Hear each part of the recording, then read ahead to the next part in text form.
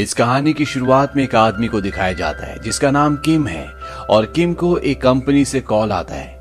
ये कॉल उस कंपनी से है जहां से किम ने लोन लिया है और उसे बताया जाता है कि आपका इंटरेस्ट अब और भी ज्यादा बढ़ चुका है और आपका कुल लोन है $2,10,308 का और आपको जल्द से जल्द चुकाना होगा। क्या आप कुछ कहना चाहते हैं? किम कहता है कि अब तुमने मेरे इरादे में मुझे और भी श्योर कर दिया है और इसके बाद वो फोन को डिस्कनेक्ट कर देता है। किम ने ऐसा इसलिए कहा होता है क्योंकि वो इस वक्त एक ब्रिज के ऊपर खड़ा होता है जहां पर नीचे एक बहुत बड़ी नदी बह रही होती है और करने की सोच रहा होता है और उसी वक्त उस कंपनी का कॉल आ जाता है जिस कंपनी का उसने कर्जा देना है। और इस कॉल के बाद उसके दिमाग में जो हाना हाना की जंग चल रही थी अब उसके दिमाग में सिर्फ हाँ है और वो उस ब्रिज से नीचे नदी में कूद जाता है। लेकिन किम की जान बच जाती है और जब उसकी आंखें खुलती है तो वो नदी के किनारे होता है। दरअसल वो एक आइलैंड में पहुंच चुका है। वो चारों तरफ देखता है, यहाँ से शहर बहुत ज्यादा दूर नहीं होता। वो अपने आप को कोसता भी है, वो कहता है कि मर भी नहीं सकता। इसके बाद वो अपने फोन को ऑन करने की भी कोशिश करता है क्योंकि उसका फोन गीला है, इसीलिए उसका फोन ऑन नहीं होता। और अब वो आइलैंड में चारों तरफ घूमना शुरू करता है क्योंकि वो यहाँ से निकलना चाहता है, लेकिन यहाँ से निकलने का कोई भी रास्ता नहीं होता। हालांकि ऊपर से एक बहुत बड़ा ब्रिज जा रहा होता है जहां से वो कूदा था, लेकिन इसका जो सीमेंट का खंबा होता है वो इतना सपाट होता है कि वो उस पर चढ़ ही नहीं सकता और किम को रात को वहीं पर सोना पड़ता है। और अगली सुबह जब वो उठता है तो उसे एक शिप की आवाज आती है। वो भागता हुआ उस तरफ जाता है, वो उन्हें हाथ हिलाता है। वो कहता है कि मुझे मदद की जरूरत है, मैं यहाँ पर फंस चुका हूँ। लेकिन शिप के ऊपर जो लोग होते हैं उन्हें लगता है कि किम उन्हें हाथ हिला रहा है, वो उन्हें हाय कर रहा है, तो वो भी उसे हाथ हिलाना शुरू कर देते हैं। किम बहुत चीखता है, बहुत चिल्लाता है, वो अलग अलग तरीके से हाथ हिलाता है, लेकिन जो आदमी उसे देख रहा होता है वो भी उसी तरीके से हाथ हिलाता है। उसे लगता है कि वो उसे हाय कर रहा है। अब शिप वहां से गुजर जाता और किम रेत में HELP हेल्प लिखता है ताकि कोई उसे देख ले और उसकी मदद के लिए यहाँ पर आए। किम को पूरा कॉन्फिडेंस है कोई ना कोई यहाँ पर आएगा, उसकी मदद करेगा क्योंकि ये आइलैंड शहर से बहुत पास होता है। किम अपना फोन दोबारा से ऑन करने की कोशिश करता है और इस बार उसका फोन ऑन हो जाता है। इस बात से उसे बहुत खुशी होती है और वो सबसे पहले इमरजेंसी कॉल करता है और किम उन्हें बताता है कि मैं एक आइलैंड में फंस गया हूँ, मुझे तुम्हारी मदद की जरूरत है। वो उससे उस आइलैंड का पता पूछते हैं। किम को इस आइलैंड का पता नहीं होता। वो उन्हें इतना कहता है कि हैन रिवर के पास जो आइलैंड है मैं वहीं पर फंसा हूँ। ये बात सुनकर वहां पर जो आदमी किम की बातें सुन रहा होता है वो कहता है गेट लॉस्ट और फोन काट देता है क्योंकि हैन रिवर के पास कोई भी ऐसा आइलैंड नहीं होता जहां पर कोई आदमी फंस सके।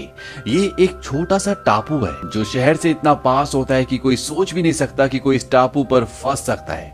किम अपनी गर्लफ्रेंड को भी फोन करता है और वो उसे कहता है कि मुझे तुम्हारी मदद की जरूरत है। उसकी गर्लफ्रेंड उसे कहती है कि हमने फैसला किया था कि हम दोनों एक दूसरे को कॉल नहीं करेंगे, हम दोनों के बीच में सब कुछ खत्म हो चुका है। दरअसल इन दोनों का ब्रेकअप हो चुका होता है। किम उसे समझाने की कोशिश करता है कि वो एक टापू में फंस चुका है, उसे उसकी मदद की जरूरत है, लेकिन उसे लगता है कि वो सिर्फ उससे मिलने का बहाना कर रहा है। किम उसे कहता है कि मेरे फोन की बैटरी खत्म होने वाली है और इतना कहते ही उसका फोन बंद हो जाता है और अब किम के पास कोई भी रास्ता नहीं है कि वो यहाँ से बाहर किसी से संपर्क कर सके क्योंकि उसका फोन ऑफ हो चुका है। और किम ये फैसला करता है कि अब वो नदी को तैर कर पार करेगा और वो नदी में चला जाता है, लेकिन वो तैरना नहीं जानता और वो अब नदी में डूबने लगता है। लेकिन इससे पहले कि उसकी डूब कर जान चली जाती, नदी एक बार फिर से उसे किनारे पर फेंक देती है। किम अब पूरी तरह से फ्रस्ट्रेट हो जाता है और वो अपनी जान देना चाहता है, इसीलिए वो अपनी टाई निकालता है, पेड़ पर लटकाता है और अपने आप और लटकाने वाला होता है कि तभी सायरन बज जाता है। और ये सायरन होता है सिविल डिफेंस ड्रिल का, जो साल में 2 बार 20-20 मिनट के लिए होता है।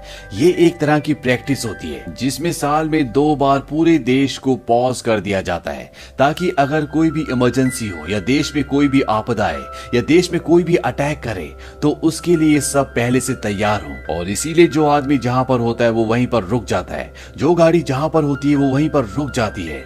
और अब किम भी रुक जाता है, वो सोच में पड़ जाता है। वहीं इस टापू से दूर एक घर को दिखाया जाता है जहां पर एक कमरे में एक लड़की रहती है और ये लड़की पिछले 3 सालों से अपने कमरे से बाहर नहीं निकली और साल में सिर्फ ये कमरे की खिड़कियां दिन में 2 ही बार खोलती है जब सायरन बजता है, यानी कि जब सिविल डिफेंस ड्रिल होती है, क्योंकि इस वक्त पूरा का पूरा शहर एक तरह से पॉज होता है और इसे शहर को इस तरह से देखना बहुत अच्छा लगता है। इस लड़की का नाम सारा है। ये सुबह उठती है और अपनी मॉम के ऑफिस जाने के बाद ही ये वॉशरूम जाती है।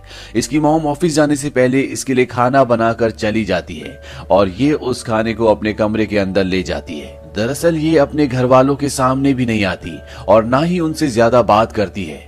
इसका अपना पूरा रूटीन अपने कमरे में है। ये 9 बजे अपने कंप्यूटर पर बैठ जाती है। दरअसल इसकी एक वेबसाइट है जहाँ पर ये ब्लॉग्स लिखती है। इसका मानना है कि हम कंप्यूटर के अंदर अपनी पूरी एक अलग दुनिया बना सकते हैं और जो भी हम लोगों को विश्वास दिलाना चाहें हम उन्हें विश्वास दिला सकते हैं। इसीलिए ये अपनी बहुत सारी फोटोज को एडिट करके अपनी वेबसाइट पर अपलोड करती रहती है। ये एक तरह से सारा का जॉब है जो उसने खुद अपने लिए चुन लिया है। सारा को चांद देखना बहुत पसंद है, इसीलिए जब पूरी दुनिया सो जाती है तो वो अपने टेलीस्कोप से चांद देखती है। वो कहती है कि चांद को देखकर उसे कभी भी अकेलेपन का एहसास नहीं होता क्योंकि चांद भी बहुत अकेला है, ठीक उसी तरह जिस तरह से सारा अपनी जिंदगी में बिल्कुल अकेली है। सारा अपने आप को बिजी रखने के लिए वॉक भी करती है ताकि उसे लगे कि उसका दिन बहुत बिजी था। और आज साल के उन 2 दिनों में से एक दिन है जब सारा दिन के वक्त अपने कमरे के पर्दे खोलती है ताकि वो पूरे शहर को अपने टेलीस्कोप से देख सके और वो साथ ही साथ शहर की फोटो भी खींचती है। और जब वो बाहर देख रही होती है तभी उसकी नजर आइलैंड पर जाती है और जब वो आइलैंड को जूम कर कर देखती है तो वहां पर हेल्प लिखा होता है और ये हेल्प लिखा होता है किम ने। उसे लगता है ये किसी एलियन का काम है और जब वो पूरे आइलैंड को अच्छे से अपने टेलीस्कोप से देखती है तो वो देखते है कि वहां पर किम अपनी जान देने के लिए आने वाला होता है, लेकिन इस ड्रिल की वजह से वो भी पॉज हो गया होता है और उसकी जो करने की स्टेट ऑफ माइंड होती है वो भी उसके दिमाग से अब चली जाती है। वो कहता है मैं कभी भी कर सकता हूँ और अब वो नहीं करता। वहीं दूसरी तरफ सारा को दिखाया जाता है कि उसे रात भर नींद नहीं आती। उसे लगता है कि वो आदमी जिंदा होगा या मर गया होगा और वो अपनी दूरबीन से एक बार फिर से देखती है और वो देखती है कि वहां पर किम जिंदा है। वो शहर की तरफ देखकर चीख रहा है, चिल्ला रहा है क्योंकि इस शहर ने उसे दुख के अलावा कुछ भी नहीं दिए, इसीलिए वो शहर को गालियां दे रहा होता है। अब किम को यहाँ पर भूख लग जाती है और जब वो आइलैंड में इधर उधर सर्च करता है तो उसे वहां पर फूल दिखते हैं। ये वो फूल थे जो किम बचपन में खाया करता था। वो कहता है कितने साल हो गए मैंने इन फूलों को नहीं खाया और जब वो उन फूलों को खाता है तो उसे बहुत रोना आता है क्योंकि उसे अपना बचपन याद आ जाता है। शायद उसे वो दिन याद आ जाते हैं जब किसी पल में वो खुश था, लेकिन सिर्फ और सिर्फ फूल खाने से उसका पेट नहीं भर सकता। इसीलिए यहाँ पर उसे जंगली मशरूम दिखती है। हालांकि ये जहरीली भी हो सकती है लेकिन उसे इसकी कोई परवाह नहीं होती, इसीलिए वो मशरूम भी खा लेता है। उसके पास पीने के लिए यहाँ पर नदी का पानी है, लेकिन अब वो सोचता है कि उसे प्रोटीन की जरूरत है, इसीलिए वो नदी में मछली पकड़ने की कोशिश करता है और बहुत कोशिश करने के बाद भी वो मछली का एक बच्चा भी नहीं पकड़ पाता। उसे आइलैंड में बर्ड भी दिखते हैं, वो उन्हें भी पकड़ने की कोशिश करता है, लेकिन यहाँ भी उसके हाथ असफलता ही लगती है। और अब उसके पास एक और ऑप्शन है। पेड़ के ऊपर बर्ड्स के घोंसले हैं। उसे एक घोंसला दिखता है जिसके अंदर अंडे भी हैं, लेकिन किम को पेड़ के ऊपर चढ़ना भी नहीं आता। फिर भी वो कोशिश करता है और जब वो थोड़ी सी ऊपर चढ़ता है तो ऊपर से एक पक्षी उसके सिर के ऊपर बीट कर देता है और उसे अब सर धोना होगा। किम को यही किनारे पर एक ब्लीचिंग सोडा लिक्विड की बड़ी बोतल मिली होती है और वो उससे अपना सर धोना शुरू कर देता है और कुछ ही मिनटों के बाद वो देखता है कि पानी में कई सारी मछलियां तैरती हुई ऊपर आ चुकी है, यानी कि वो बेहोश हो चुकी हैं। ब्लीचिंग पाउडर ने उन्हें पूरी तरह से बेहोश कर दिया है। इससे वो खुश हो जाता है। उसके पास अब खाने के लिए मछलियां हैं, लेकिन वो मछलियों को पकाने के लिए आग जलाने की कोशिश करता है। वो 2 लकड़ियों को आपस में रगड़ता है ताकि उससे आग पैदा हो जाए, लेकिन बहुत कोशिश करने के बाद भी आग पैदा नहीं होती और इसके बाद वो अपना लाइटर निकालता है, सिगरेट पीता है और आग जला देता है। दरअसल वो सिर्फ टाइम पास कर रहा होता है, यानी कि उसे टाइम पास करने के लिए कुछ ना कुछ चाहिए। अब आग में वो मछलियां पकाने के बाद खाता है और खुद भी बहुत गहरी नींद में सो जाता है क्योंकि उन मछलियों में अभी भी उस पाउडर का असर होता है। और जब सुबह वो उठता है तो वो देखता है कि वहां पर एक पक्षी भी सो रहा है, यानी कि उस पक्षी ने उन मछलियों को खाने की कोशिश की थी और वो भी बेहोश हो गए और अब उसके पास खाने के लिए एक और चीज है और वो है जंगली पक्षी। किम को यही किनारे पर एक बहुत बड़ी बच्चों की डक बोट भी दिखती है जो शायद खराब होने पर किसी ने पानी में छोड़ दी थी और वो बहकर यहाँ किनारे पर आ गई। वो उसे खींचकर बीच में ले आता है और अब किम के पास सोने के लिए उसका घर भी है। किम कहता है पिछले 7 सालों से वो पैसे बचा रहा था ताकि वो अपना घर खरीद सके, लेकिन वो अपना घर नहीं खरीद पाया। लेकिन अब उसके पास उसकी अपनी रहने की एक जगह है जहाँ पर वो बिना किराए दिए, बिना किसी रोक टोक के सो सकता है, रह सकता है। और ये सब कुछ दूर से सारा अपनी दूरबीन से लगातार देख रही होती है। वो जो कुछ भी करता है सारा हमेशा देखती रहती है। और रेत में जो उसने पहले हेल्प लिखा था, अब वो हेल्प को मिटाकर वहां पर हेलो लिख देता है, क्योंकि धीरे धीरे उसे यहाँ पर आइसोलेशन में अच्छा लगना शुरू हो जाता है। यहाँ पर ना उसे कोई परेशान करता है, ना कोई उसे फोन कॉल करता है। वो जैसा जीना चाहता है वैसे जीता है। नदी में बहकर किनारे तक जो चीजें आ जाती हैं, वो उन्हें इकट्ठा करके अपनी छोटी मोटी जरूरतों को पूरा करना शुरू कर देता है। और उसे अब यहाँ पर कई दिन हो चुके हैं। और एक दिन वो देखता है कि नदी के पास एक स्टीमर, एक शिप आ रहा है। उसे देखकर वो छुप जाता है, क्योंकि वो यहाँ से वापस नहीं जाना चाहता। और जब वो छुप रहा होता है तो उसे वहां पर एक नूडल्स का खाली पैकेट दिखता है। वो उस पैकेट को उठा लेता है और वो देखता है कि उसके अंदर अभी भी एक मसाले का पैकेट है। उसके मन में अब नूडल्स खाने की क्रेविंग जाग उठती है और वो ये फैसला करता है कि वो नूडल्स यहीं पर बनाएगा। यहाँ पर जो पेड़ होते हैं, जो उनके बीज होते हैं, वो उनसे नूडल्स बनाने की कोशिश भी करता है। लेकिन कई बार कोशिश करने के बाद भी उसे कामयाबी नहीं मिलती। वो कहता है कि मैंने अगर नूडल्स बना लिए तो मैं जीवन में कुछ भी कर सकता हूँ। लेकिन उसकी सारी कोशिशें फेल हो जाती है। उसे सोते जागते उठते हमेशा उसकी आंखों के आगे सिर्फ एक ही चीज दिखती है, और वो होती है नूडल्स। लेकिन उसे समझ नहीं आ रहा होता कि वो नूडल्स बनाए तो बनाए कैसे। और तभी उसके दिमाग में एक आइडिया आता है। वो कबूतर को देखता है और वो देखता है कि जब कबूतर बीट करते हैं तो जो भी वो खाते हैं वो अच्छे से डाइजेस्ट नहीं कर सकते। और किम अपने आप को बोलता है कि मुझे एक कबूतर की तरह सोचना होगा। और वो जमीन पर कबूतर की तरह बैठकर सोचना शुरू कर देता है। वो सोचता है कि कबूतर क्या खाते हैं, और उसके दिमाग में आता है कि कबूतर सीड्स खाते हैं, यानी कि वो बीज खाते हैं। और अब वो उनकी जो बीट होती है उसे इकट्ठा करना शुरू कर देता है। और इसके लिए वो अपना क्रेडिट कार्ड यूज करता है। वही क्रेडिट कार्ड जिसकी वजह से आज वो यहाँ पर है, जिसकी वजह से उसने करने की कोशिश की थी। और कबूतर की बीट से सीड्स इकट्ठा करने के बाद वो एक अच्छी जगह देखता है जहां पर वो खेती कर सकता है। और उस जगह पर वो बहुत मेहनत करता है और जितने भी सीड्स होते हैं वो उस जगह पर बो देता है। लेकिन ये सब इतना आसान नहीं होता। वहां पर एक बहुत बड़ा पत्थर भी होता है जिसे हटाने में उसे बहुत मेहनत लगती है, लेकिन वो हार नहीं मानता। वो उस पत्थर को वहां से हटा देता है। इसी दौरान उसे बहुत पसीना भी आ जाता है, और जब उसका पसीना उसकी जबान पर लगता है तो ये बहुत ही सॉल्टी होता है। ये उसकी मेहनत का पसीना है, ये पसीना उसकी उम्मीद का। और उसने कई दिनों से सॉल्ट नहीं खाया, इसीलिए वो अपने पूरे शरीर को चाटना शुरू कर देता है। वो कहता है कि मैंने जीवन में इससे सॉल्टी चीज कभी भी नहीं खाई। यहाँ खेती वाली जगह पर वो कुछ केचुए भी डाल देता है ताकि जमीन हवादार बने और उसकी फसल अच्छे से उगे।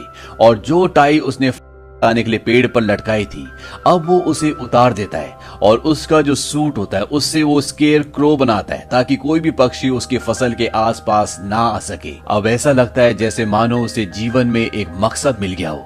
भले ये मकसद दूसरों के लिए बिल्कुल बेबुनियादी हो, लेकिन वो किसी भी तरह से फसल उगाकर नूडल्स बनाना चाहता है। और जो उसके पास नूडल्स का मसाला है वो उसे उसमें डालकर नूडल्स खाना चाहता है। हालांकि एक बार उसने इस पैकेट को फाड़कर मसाला खाने की कोशिश भी की थी ताकि उसकी क्रेविंग मिट जाए, लेकिन उसने उस वक्त अपने आप को रोक लिया और ये तय किया कि किसी भी कीमत पर वो यहाँ पर नूडल्स बनाएगा। और अब सुबह से लेकर शाम तक हमेशा वो इसी बारे में सोचता है कि किस तरह से उसकी फसल उगेगी, किस तरह से वो नूडल्स बनाएगा। और दूर से सारा ये सब कुछ देख रही होती है, और साथ ही साथ वो उसकी पिक्चर्स क्लिक करके अपनी वेबसाइट पर भी अपलोड कर रही होती है। और वो उसकी पिक्चर्स के साथ ये लिखती है कि ये शाई है, जब भी किसी को आते हुए देखता है तो ये छुप जाता है। साथ ही साथ ये अपना पसीना भी चाटता है, बहुत गंदा है, ये पेड़ पर चढ़ता है, इसे एडवेंचर पसंद है। और एक सबसे खास बात, इसे नूडल्स खाने का बहुत मन है, किसी भी कीमत पर नूडल्स खाना चाहता है। लेकिन मुझे समझ नहीं आता कि मैं इसकी मदद कैसे करूं। क्या मुझे नासा की मदद लेनी चाहिए या खुद मुझे जमीन पर जाना चाहिए? वो ऐसा इसलिए बोलती है क्योंकि 3 सालों से उसने घर से बाहर कदम नहीं रखा और अब वो ये फैसला करती है कि उसी को कुछ करना होगा। और जब रात को सब सो जाते हैं तो वो घर से हेलमेट पहनकर निकलती है और वो उसी ब्रिज पर पहुंच जाती है जहां से वो बीच बहुत नजदीक है। और वो एक बोतल के अंदर एक मैसेज डालकर उसे पानी में फेंक देती है, क्योंकि वो जानती है कि वो बोतल तैरते हुए नदी के उस किनारे पर पहुंच जाएगी जहां पर किम है। लेकिन काफी दिनों तक उसे वो बोतल नहीं मिलती। किम को आज यहाँ पर पूरे 3 महीने हो चुके हैं। अब उसे मछली पकड़ना भी आ गया है। वो पेड़ पर भी चढ़ जाता है और वहां से घोंसलों से वो अंडे निकाल कर खा लेता है, यानी कि अब उसे खाने की कोई भी प्रॉब्लम नहीं है। और साथ ही साथ वो अपनी खेती पर भी ध्यान रखता है। और एक दिन उसे वो बोतल मिल जाती है जिसके अंदर सारा ने उसके लिए मैसेज भेजा है। और जब वो उस बोतल के अंदर से कागज निकालता है तो पूरा कागज खाली होता है और उस पर सिर्फ एक ही वर्ड लिखा होता है, और ये वर्ड होता है हेलो, जैसा कि किम ने खुद रेत पर लिखा है। और वो समझ जाता है कि सामने जो बिल्डिंग्स है वहां से कोई ना कोई उसे देख रहा है और उसी ने इस मैसेज को यहाँ तक पहुंचाया है। लेकिन किम यहाँ पर अब अकेला नहीं है, उसका यहाँ पर एक दोस्त है और वो दोस्त है उसका स्केयर क्रो जो उसने बनाया है। और उसने स्केयर क्रो को जो अपनी पैंट पहनाई थी उस पैंट को उतार कर वो खुद पहन लेता है, क्योंकि वो जानता है कि कोई ना कोई उसे देख रहा है। यहाँ पर जो उसने बीज बोए थे वो अब छोटे छोटे पौधे बन चुके हैं, जिससे उसे बहुत खुशी होती है। सारा का मैसेज उसे 17 दिनों बाद मिला था। सारा 17 दिनों से इंतजार कर रही थी और अब वो रेत पर लिखता है कि हाउ आर यू। और जब सारा को ये दिखता है तो उसे बहुत खुशी होती है। सारा की जिंदगी में अब एक नई चीज आई है जिससे उसकी जिंदगी बदलने लगी है। और सारा एक बार फिर से रात को ही घर से हेलमेट पहनकर निकलती है और वो बोतल में एक और मैसेज डालती है। और जब किम को वो बोतल मिलती है वो उस मैसेज को पढ़ता है तो उसमें लिखा होता है I am fine thank you and you. Kim भी उसके जवाब में लिखता है फाइन थैंक यू। अब सारा उसे वहां पर नूडल्स पहुंचाना चाहती है क्योंकि वो जानती है कि उसे नूडल खाने की क्रेविंग है। इसीलिए वो एक डिलीवरी बॉय को ज्यादा पैसे देकर उस आइलैंड के बारे में बताती है और वो वहां पर कई तरह के नूडल्स लेकर पहुंच जाता है। लेकिन किम उसके नूडल्स को एक्सेप्ट नहीं करता और जब वो नूडल्स वाला वापस सारा के पास आता है तो सारा उससे पूछती है कि उसने क्या कहा। वो उसे कहता है कि तुम दोनों अजीब हो, उसने मुझसे कहा है कि ये नूडल्स मेरे लिए एक होप है। दरअसल उसने सारा को ये मैसेज दिया होता है कि जो नूडल्स वो बनाने की कोशिश कर रहा है वही उसके जीने का एक मकसद है, उसके लिए एक उम्मीद है। यहाँ पर किम की जो फसल है अब वो धीरे धीरे उग चुकी होती है और जो बीज उसने बोया होता है वो कॉर्न का बीज होता है। और जब वो उसमें पहला कॉर्न उगते हुए देखता है तो उसकी आंखों में आंसू आ जाते हैं। उसे जीवन में इतनी खुशी कभी भी नहीं हुई। उसे लगता है कि जीवन में उसने कुछ अलग किया है, उसने कुछ अचीव कर लिया है। हो सकता है कि ये बात दूसरों के लिए बहुत छोटी हो, लेकिन किम के लिए ये बहुत बड़ी बात है। किम के जीवन से सारा के जीवन में भी बदलाव आता है और वो पहली बार अपने कमरे से बाहर अपनी मॉम के सामने आती है और वो कहती है क्या आप मेरे लिए कुछ गमले और कॉर्न के बीज ले आएंगी? दरअसल मैं कॉर्न उगाना चाहती हूँ। और ये कहकर वो अंदर चली जाती है।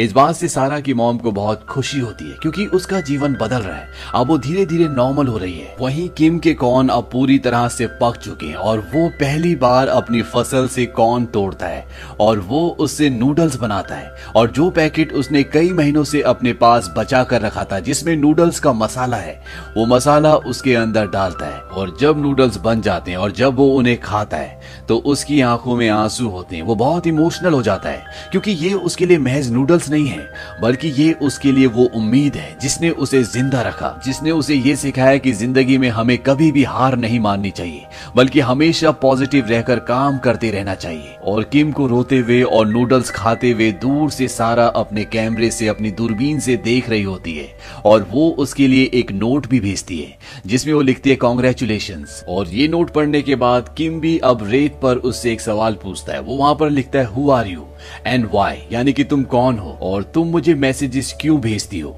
सारा इसे देख लेती लेकिन वो इसका रिप्लाई नहीं करती। वहीं उसकी वेबसाइट पर जहां पर वो किम की स्टोरीज को और अपनी चीजों को शेयर करती है वहां पर नीचे कमेंट्स होते हैं कि ये पेज फेक है, क्योंकि सारा ने वहां पर जिसकी फोटो लगाई होती है वो खुद नहीं होती बल्कि उसने किसी और की फोटो लगाई होती है। और वो लोग जो उसे फॉलो करते हैं उसमें से एक आदमी उसे जानता है, दरअसल वो उसकी दोस्त होती है। इसीलिए वो कमेंट में लिखता है कि ये पेज फेक है और वो उसे गालियां भी लिखता है। और साथ ही साथ जितने भी और उसके फॉलोअर्स होते हैं वो भी उसे उल्टा सीधा कहते हैं जिससे उसकी आंखों में आंसू आ जाते हैं क्योंकि उसने इसके लिए बहुत मेहनत की होती है और अब लोग उसे झूठा कह रहे हैं, इसीलिए वो डिप्रेस हो जाती है।